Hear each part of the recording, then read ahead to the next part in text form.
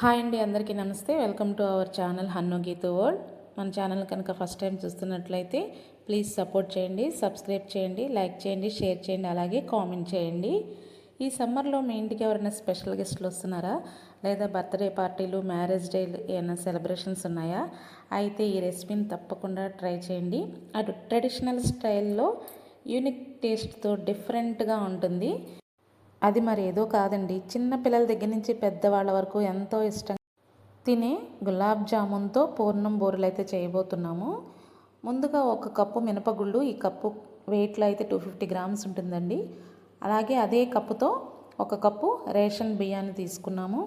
వీటిని 2 నుంచి 3 సార్లు నీట్గా కడుక్కొని 6 నుంచి 8 అవర్స్ వరకు నానబెట్టుకోవాలి.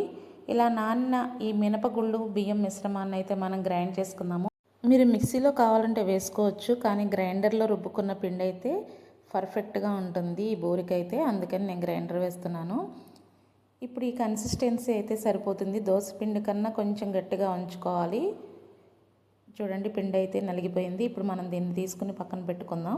ఇప్పుడు ఒక మిక్సింగ్ బౌల్ని తీసుకుని గులాబ్ జామ్ తయారు చేసుకోవడానికి పిండిని అయితే కలుపుకుందాం. మార్కెట్లో చాలా రకాల బ్రాండ్లు అయితే అవైలబుల్గా ఉన్నాయి. మీకు నచ్చిన బ్రాండ్ని అయితే తీసుకోవచ్చు.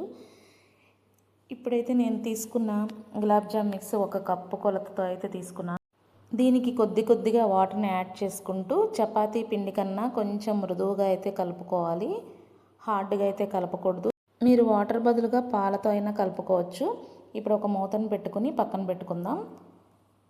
ఇప్పుడు బెల్లాన్ని అయితే తీసుకుని దాన్ని సన్నగా తరుక్కొని మనం ఏ కప్పుతో అయితే పిండిని తీసుకున్నామో అదే కప్పుతో 2 కప్పుల బెల్లం తరుగైతే పాకం కోసం తీసుకుందాము. ఇప్పుడు నేను 2 కప్పుల బెల్లం తరుగు అయితే తీసుకున్నాను.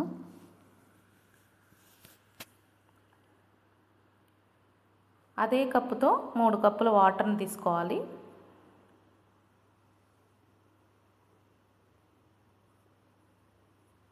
పంచదార బదులుగా నేనైతే బెల్లం యూజ్ చేశాను. ఇప్పుడు స్టవ్ ఆన్ చేసుకుని పాకం ప్రిపేర్ చేసుకుందాము. ఇది తీగ పాకం, గట్టి పాకం రావాల్సిన అవసరం లేదు. బెల్లం అంతా కరిగిపోయి 5 to 10 మినిట్స్ మరిగిస్తే చాలు. ఇప్పుడు దీనిలో 2 యాలకులను కూడా ఈ విధంగా చితక్కొట్టి వేసుకుందాము. మీరు పౌడర్ కావాలన్నా కూడా వేసుకోవచ్చు. ఇలా 5 to 10 మినిట్స్ ఈ పాకాన్ని మరిగించుకుంటే సరిపోతుంది.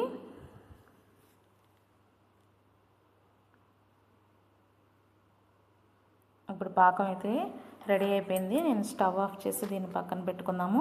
ఇప్పుడు గులాబ్ జామున్ ఫ్రై చేసుకోవడానికి వేరే కళాయి అయితే నేను పెట్టుకొని ఆయిల్ పోసుకున్నాను. ఇప్పుడు గులాబ్ జామ్ మిక్స్ని మనం చిన్న బాల్స్గా తయారు చేసుకుందాం. చూడండి, పిండి ఎంత గుల్లగా వచ్చిందో. ఈ విధంగా వస్తే కనుక గులాబ్ జామున్ లోపల చాలా స్మూత్గా ఉంటుంది.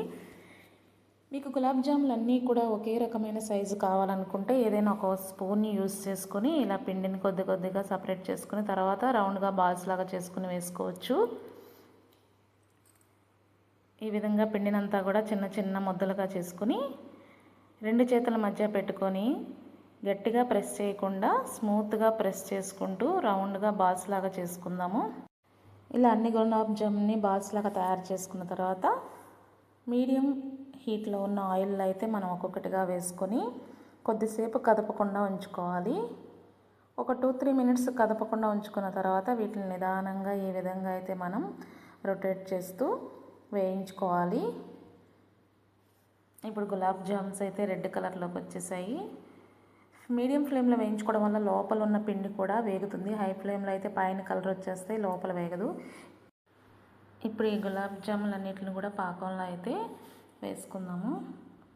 ఈ విధంగా పాకంలో వేసుకుని ఒక 1/2 అవర్ పక్కన పెట్టుకుంటే సరిపోతుంది. పాకాన్ని పీల్చుకొని స్మూత్గా అయితే తయారవుతాయి. ఈ విధంగా మిగతా గులాబ్ జామున్లు కూడా వేసుకుని వేయించుకుని అన్నిటినీ పాకంలో వేసుకుని ఒక 1/2 అవర్ అయితే పక్కన పెట్టుకుందాము.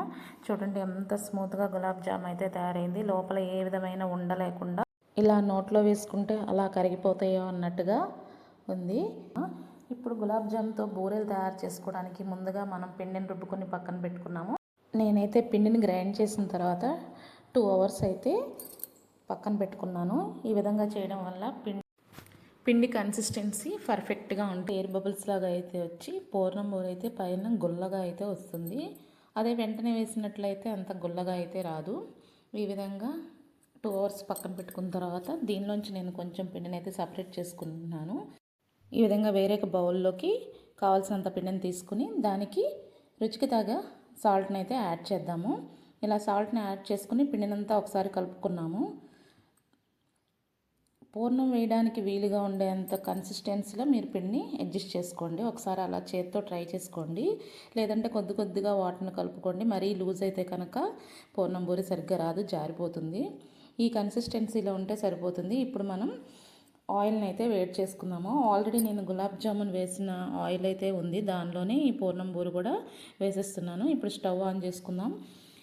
పాకంలో ఉన్న గులాబ్ జామున్లన్నిటిని కూడా కొన్ని గులాబ్ జాములను సపరేట్ చేసుకుని ఈ విధంగా అయితే పక్కన పెట్టుకోవాలి. ఇప్పుడు ఒక్కొక్క గులాబ్ జాముని పిండిలో వేసుకుని ఈ విధంగా కవర్ చేసుకుంటూ జాగ్రత్తగా ఒక్కొక్క బూరిని అయితే మనం వేసుకుందాం.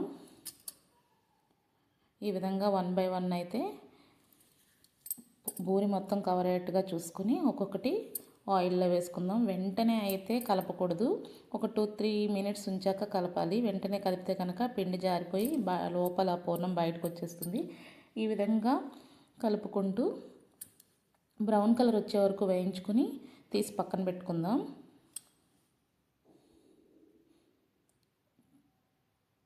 అలాగే ఇంకో రౌండ్ కూడా వేసుకుందాము. గులాబ్ జాములు అనేవి బెల్లం పాకంలో వేయడం వల్ల కొంచెం ఎక్కువగా బ్రౌన్ కలర్ అనేది కనిపిస్తుంది. అదే షుగర్లో వేసినట్లయితే అంత బ్రౌన్గా కనిపించవు. బూరెలు అయితే చక్కగా వేగి మంచి కలర్ అయితే వచ్చింది. పైన లేయర్ అయితే చాలా క్రిస్పీగా ఉంది. అలాగే ఒకదాన్ని కట్ చేసి చూద్దాం లోపల గులాబ్ జామున్ ఏ విధంగా ఉందో. పైన లేయర్ క్రిస్పీగా, లోపల జ్యూసీగా, చూడటానికి ఎంత టెంప్టింగ్గా ఉందో.